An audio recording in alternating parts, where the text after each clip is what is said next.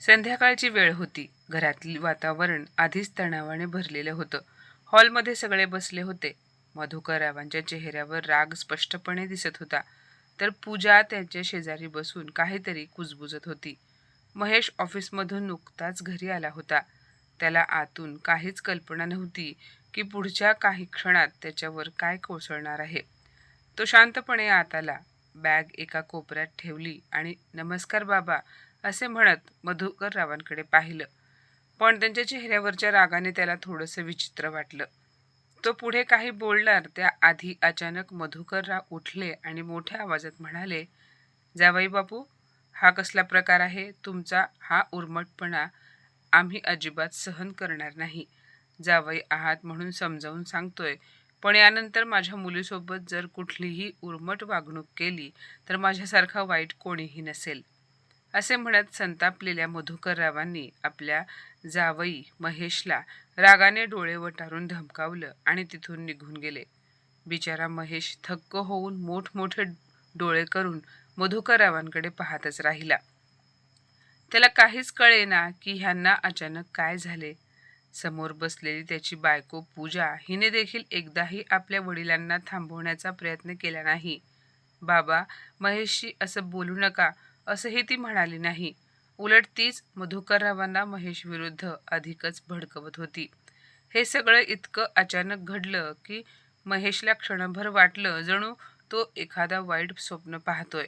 त्याला विश्वास बसत नव्हता की पूजाच्या वडिलांनी विनाकारण त्याची एवढी बेइज्जती केली.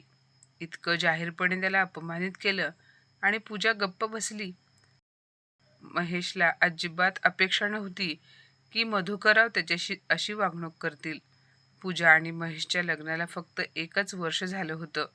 महेशची ट्रान्सफर त्या शहरात झाली होती जिथे पूजाचे आई वडील राहत होते. त्यामुळे पूजाची इच्छा होती की महेशने तिच्या आई वडिलांसोबत त्यांच्याच घरी राहावं आणि तिथूनच नोकरी करावी. पण महेशला ते अजिबात मान्य नव्हतं. तो घर जावई बनून राहू इच्छित नव्हता. म्हणूनच पूजाने कितीही विनंती केली तरी त्याने तिचे काहीही ऐकले नाही. शेवटी स्वतःसाठी वेगळं भाड्याचं घर घेतलं. त्यामुळे पूजा रोजच महेश ऑफिसला गेल्यानंतर आपल्या माहेरी जाऊन बसायची. कधी ती स्वतःच जायची तर कधी तिचे आई वडीलच त्यांच्या घरी येऊन राहायचे. सुरुवातीला महेशला या गोष्टींचा काहीच त्रास होत नव्हता. पण हळूहळू पूजा आणि तिच्या आईवडिलांची ढवळाढवळ महेशच्या आयुष्यात इतकी वाढू लागली की महेश आणि पूजामध्ये एखाद्या क्षुल्लक गोष्टीवरून जरी वाद झाला तरी पूजा लगेच आपल्या आईवडिलांना फोन करायची आणि तिचे आईवडील 5 मिनिटातच तिथे हजर व्हायचे. भांडण मिटवण्याच्या नावाखाली ते महेशलाच खूप काही ऐकवून जायचे. तरीही महेश आजवर त्यांचा मान ठेवत असे. त्यांचा आदर ठेवून सासऱ्याला वडिलांसम मानून मधुकररावांचे बोलणे सहन करत होता. पण आज आज मधुकरराव त्याच्याशी जे काही वागले ते सहन करण्याच्या पलीकडचे होते. एका साधारण गोष्टीचा त्यांनी प्रचंड बाऊ केला होता. खरं तर माहेरच्यांचा सतत पाठिंबा मिळाल्यामुळे पूजा इतकी बेफिकीर झाली होती की तिला स्वतःच्या संसाराची काहीच काळजी उरली नव्हती. महेशला रोज सकाळी 8 वाजता ऑफिसला जायचं असायचं, पण पूजाला वेळेचं काहीच भान नव्हतं. ती कधी 8, कधी 8:30 तर कधी 9 वाजता उठायची. तिला याचाही विचार नव्हता की महेशने नाश्ता केला की नाही, डबा घेतला की नाही, तो काय खाईल. काही दिवस महेश शांत राहिला. तिला काहीच बोलला नाही. पण आता पूजाच्या या सवयी दिवसेंदिवस त्याच्या सहनशक्तीच्या पलीकडे जाऊ लागल्या. शेवटी एक दिवस महेशचा संयम सुटला आणि तो पूजाला म्हणाला, "पूजा, एक काम कर. जर तू मला सकाळचा 1 कप चहासुद्धा देऊ शकत नसशील, तुला कामाचा इतकाच कंटाळा येत असेल, तर तू माझ्या आईबाबांकडे सासरी जा किंवा सरळ माहेरीच निघून जा. माझ्यासोबत राहण्याची तुला काहीच गरज नाही." महेशच्या या एका वाक्यावरून पूजाने इतका मोठा तमाशा केला की विचारायलाच नको. तिने दिवसभर स्वयंपाकही केला नाही. रडून रडून तिचे डोळे आणखीनच सुजले होते. संध्याकाळी महेश घरी आला तर त्याला समोर हॉलमध्ये पूजा रडत बसलेली दिसली आणि तिच्यासोबत बाजूला सोफ्यावर तिचे आई वडीलही बसलेले दिसले. महेशला पाहताच दोघांचेही चेहरे रागाने लाल झाले. मधुकरराव तर अक्षरशः संतापाने पेटून उठले होते. त्यांनी महेशची साधी चौकशीही केली नाही आणि लगेच त्याच्यावर ओरडायला सुरुवात केली. जावई बापू, ही कोणती पद्धत आहे माझ्या मुलीशी वागण्याची? तुमची हिंमत झालीच कशी तिला असं बोलण्याची की एक तर सासरी जा किंवा माहेरी जा म्हणे. तुम्हाला काय वाटतं, आम्ही आमच्या मुलीचे लग्न तुमच्याशी लावून दिले म्हणजे तिला विसरलो आहोत? अजिबात नाही. आमच्या मुलीवर तुम्ही हात जरी उचललात ना, तर माझ्यासारखा वाईट कोणीही नसेल. एक लक्षात ठेवा, यापुढे माझ्या मुलीच्या डोळ्यात जर अश्रू दिसले तर मी गप्प बसणार नाही. मधुकररावांचे शब्द ऐकून महेश पूर्णपणे दंग झाला. तो स्वतःला सावरत म्हणाला, पण बाबा, आधी तुम्ही पूजाच्या वागण्यासंदर्भातही ऐकून घ्या. नाही जावई बापू, मला काही ऐकायचं नाही. मधुकरराव मध्येच ओरडले. माझी मुलगी आहे ती. तुम्ही काल परवापासून तिला ओळखत असाल, पण ती गेली 22 वर्ष माझ्यासोबत राहिली आहे. मग मला तिच्या स्वभावाबद्दल माहिती नसेल का? तुम्ही 1 वर्षात मला तिच्या सवयी शिकवणार, ती कशी वागते ते सांगणार. ते पुढे म्हणाले, अरे ती तुमची बायको आहे. लग्न करून आणली आहे तुम्ही तिला. पळवून आणली आहे का? घरातलं वातावरण आणखीनच तणावपूर्ण झालं. महेश गप्प उभा होता, पण त्याच्या मनात मात्र संताप, दुःख आणि असहाय्यता निर्माण झाली होती. ते पुढे म्हणाले, बघा, आम्ही तिला खूप लाडाने, प्रेमाने वाढवलं आहे. आमचा जणू जीवच आहे ती. तिच्या डोळ्यात पाणी आलेले आम्हाला सहन होत नाही. तिचे अश्रू पाहिले की आमचं रक्त सळसळतं. म्हणून सांगतोय, यानंतर माझ्या मुलीच्या डोळ्यात अश्रू दिसायला नकोत. नाहीतर लक्षात ठेवा, माझ्यासारखा वाईट कोणीही नसेल. असे संतापाने बोलत मधुकरराव तिथून निघून गेले. असं पहिल्यांदाच झालं होतं की मधुकरराव महेशशी इतक्या वाईट पद्धतीने, इतक्या उद्धटपणे बोलले होते.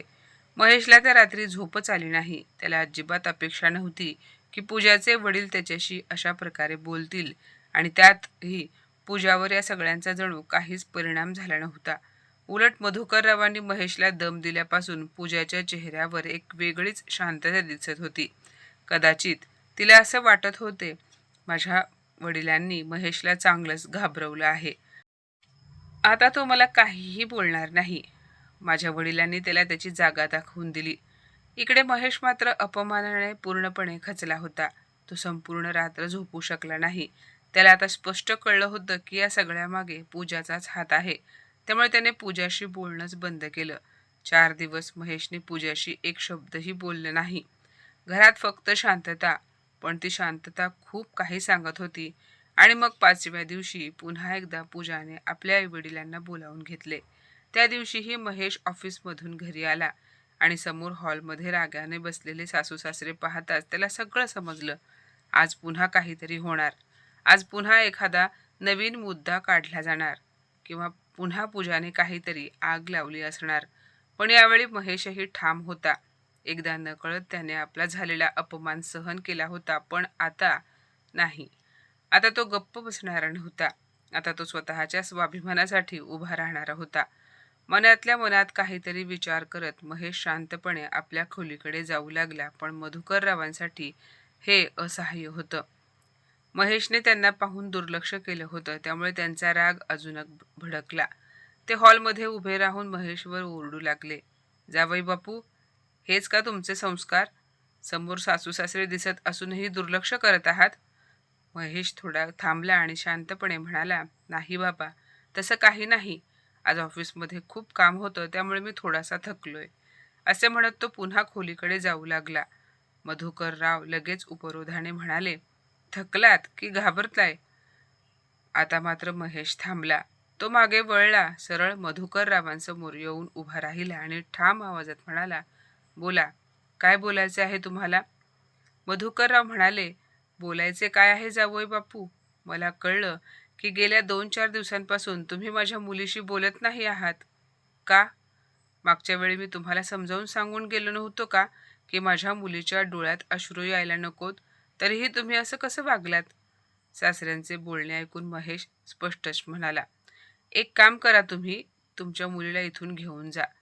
मला ना तुमची गरज आहे ना तुमच्या मुलीची, आणि मला कोणाच्या समजावण्याची किंवा सल्ल्याचीही गरज नाही. तो पुढे म्हणाला, माझ्या आईवडिलांनी मला इतकं चांगलं शिक्षण नक्कीच दिलं आहे की मी योग्य आणि अयोग्य याचा निर्णय स्वतः घेऊ शकतो. त्यासाठी मला माझ्या आईवडिलांना विचारावे लागणार नाही. असे म्हणत महेशने पूजाकडे पाहिले आणि म्हणाला, पूजा, तुझ्या म्हणण्याप्रमाणे मी तुला त्रास देतो. तू माझ्यासोबत खूप दुःखी आहेस ना? मला मान्य आहे, तू खूप लाडात वाढलेली आहेस आणि कदाचित तो लाड मी तुला देऊ शकत नाही. म्हणूनच बरं होईल की तू तुझ्या माहेरी परत जा. तो पुढे म्हणाला, तू गेलीस की 2-4 दिवसातच मी तुला घटस्फोटाचे पेपर्स पाठवेन. मग तू अगदी निवांत आणि मोकळी होशील. आणि त्यानंतर मग तुझे आई-वडील तुला आयुष्यभर तळहाताच्या फोडाप्रमाणे जपतील. बरोबर ना सासरे बुवा? बरोबर बोलतोय ना मी? त्याचं बोलणं ऐकून मधुकरराव आणखीन भडकले. जावई बापू, लग्न म्हणजे तुम्हाला काही खेळ वाटतोय का? माझ्यासमोर घटस्फोटाची भाषा कशी करता? महेशही संतापला आणि ठाम आवाजात म्हणाला, खबरदार मधुकरराव, एक शब्दही पुढे बोललात तर मी विसरेन की तुम्ही माझ्या बायकोचे वडील आहात, माझे सासरे आहात आणि वयाने माझ्या वडिलांसम आहात. मी आतापर्यंत तुमचा मान ठेवला, नात्यांचा आदर केला, पण तुम्ही त्या आदराच्या लायक राहिलेले नाही. तुम्हाला तुमच्या जावयाशी कसं बोलायचं हेच कळत नाही, तर दुसऱ्याला शहाणपण शिकवण्याची तुमची लायकीच नाही. तो पुढे रागाने म्हणाला, आणि तुमची मुलगी मी इथे ठेवून घेणार नाही. घेऊन जा तिला परत. मला काहीही देणे घेणे नाही. घटस्फोट तर मी घेणारच आणि तुमच्यात हिंमत असेल तर थांबवून दाखवा. महेशचा आवाज आणखी कठोर झाला. मागच्या वेळी तुम्ही माझा इतका पाणउतारा करून गेलात, तरी मी गप्प बसलो. वयाचा आणि नात्यांचा मान ठेवला. पण तुम्हाला वाटलं की प्रत्येक वेळी तुम्ही माझ्या घरात येऊन मला अपमानित कराल आणि मी काहीच बोलणार नाही. माझा स्वाभिमान इतका खाली गेलेला नाही. मी माझ्या कष्टाची भाकरी खातो. तुमच्या किंवा तुमच्या मुलीच्या कमाईवर जगत नाही.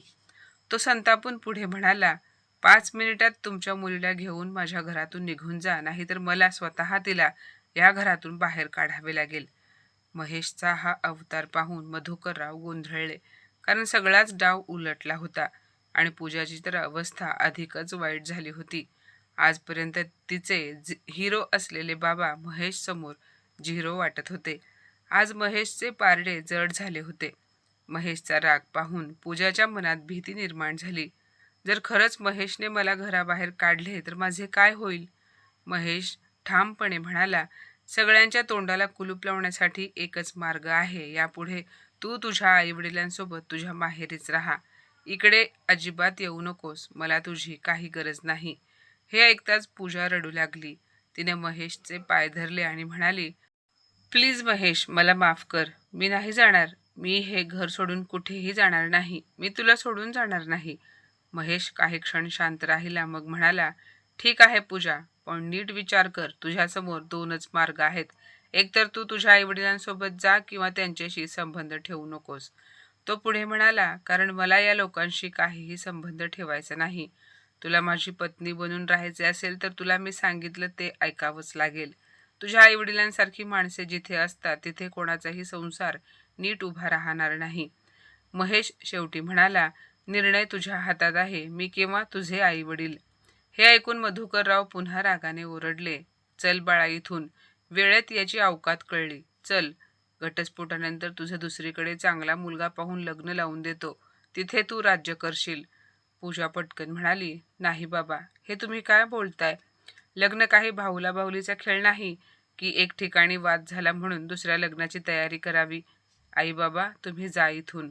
हा माझा आणि माझ्या नवऱ्याचा वैयक्तिक प्रश्न आहे. तो आम्ही मिळून सोडवू. बाळा, हे तू काय बोलतीयस? मधुकरराव आश्चर्याने म्हणाले. बाबा प्लीज, मी सांगितले ना तुम्ही जा म्हणून. पूजाच्या या शब्दांनी मधुकरराव शांत झाले आणि तिथून निघून गेले. मधुकरराव निघून गेल्यानंतर घरात पुन्हा एकदा शांतता पसरली. पण यावेळी ती शांतता वेगळीच होती. ती शांतता वादळानंतरची होती. पूजा अजूनही महेशच्या पायाशी बसून रडत होती. तिच्या डोळ्यात भीती होती, अपराधीपणाची जाणीव होती आणि सर्वात महत्त्वाचं म्हणजे पहिल्यांदाच तिला स्वतःची चूक उमगली होती. महेश काही क्षण तसाच उभा राहिला. त्याच्या मनातही भावनांचा प्रचंड कल्लोळ सुरू होता. राग, अपमान, वेदना सगळं काही एकाच वेळी उसळत होतं. शेवटी त्याने स्वतःला सावरलं आणि थोड्या कठोर पण स्थिर आवाजात म्हणाला, उठ पूजा. पूजा हळूहळू उठली. मान खाली घालून उभी राहिली. मी जे काही बोललो ते रागात बोललेलो नाही.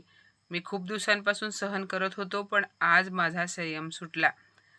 पूजा काहीच बोलली नाही. महेश पुढे म्हणाला, लग्न म्हणजे फक्त दोन माणसांचे नाते नसते, ते विश्वासाचे, समजुतीचे आणि एकमेकांच्या पाठीशी उभे राहण्यासाठीचे नाते असते. पण तू काय केलंस?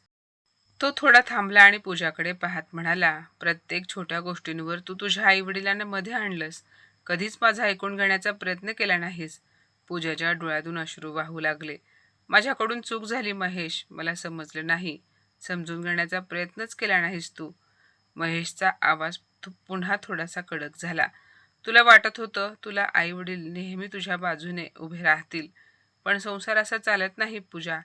महेशने दीर्घ श्वास घेतला आणि थोडा शांत होत म्हणाला, मी अजूनही तुला एक संधी देतोय, पण आपल्या आयुष्यात यापुढे मला तिसऱ्या माणसाची ढवळाढवळ चालणार नाही. आपण दोघे मिळून आपले प्रश्न सोडवायचे, कोणालाही मध्ये आणायचे नाही. पूजा लगेच होकारार्थी मान हलवत म्हणाली, हो महेश, मी वचन देते, आता कधीही आईबाबांना आपल्या भांडणात मध्ये आणणार नाही. महेश तिच्याकडे काही क्षण पाहत राहिला. त्याला तिच्या डोळ्यातली प्रामाणिकता दिसत होती. त्या रात्री दोघांनी पहिल्यांदाच एकमेकांसमोर मन मोकळे केले. राग, तक्रारी, अपेक्षा, सगळं काही. त्या दिवसानंतर हळूहळू सगळं बदलायला लागलं. पूजा आता सकाळी लवकर उठू लागली. महेशसाठी चहा, नाश्ता, टिफिन तयार ठेवू लागली. महेशही तिच्या छोट्या छोट्या प्रयत्नांची दखल घेऊ लागला. सगळं एका दिवसात बदललं नाही, पण बदल सुरू झाला होता. काही महिन्यानंतर महेशने दुसऱ्या शहरात ट्रान्सफर करून घेतली. दोघे नव्याने आयुष्य सुरू करायला लागले. त्या नवीन शहरात त्यांच्यासोबत कोणीच नव्हते, ना माहेरचे ना सासरचे, फक्त ते दोघेच होते. आणि कदाचित हाच त्यांच्या खरा कस होता. हळूहळू त्यांच्या आयुष्यात पुन्हा आनंद परत येऊ लागला. समजूत वाढली, विश्वास निर्माण झाला. कधी कधी पूजा तिच्या आईवडिलांशी बोलायची, पण मर्यादा ओळखून. आणि महेशही आता तिला अडवत नसे. एके दिवशी संध्याकाळी दोघे गच्चीवर बसून चहा पित होते. पूजा हसत म्हणाली, महेश, त्या दिवशी जर तू मला माफ केलं नसतंस ना, तर कदाचित आज आपला संसार तुटला असता. महेश हसून म्हणाला, आणि जर तू बदल्याचा निर्णय घेतला नसतास तरीही तो तुटलाच असता. दोघेही हसले. या हसण्यामागे समाधान होतं. या हसण्यामागे जिंकलेल्या नात्यांचा आनंद होता. मित्रांनो, संसार तुटतो तो नेहमी मोठ्या कारणांमुळेच तुटतो असं नाही, पण कधी कधी छोट्या छोट्या गैरसमजांमुळे, तिसऱ्यांच्या हस्तक्षेपामुळेही संसार तुटायला वेळ लागत नाही. पण जर नवरा बायकोने वेळेत एकमेकास समजून घेतले, संवाद आणि थोडा संयम ठेवला, तर तुटलेली नाती पुन्हा जोडली जाऊ शकतात. कारण शेवटी संसार टिकवायचा असतो, जिंकायचा नसतो. बरोबर ना? तर माझ्या मित्रमैत्रिणींनो, आजची ही कथा तुम्हाला कशी वाटली कमेंटमध्ये नक्की सांगा. आणि अशाच नवनवीन कथा ऐकण्यासाठी प्रज्ञा मराठी स्टोरीजला नक्की सबस्क्राईब करा. धन्यवाद.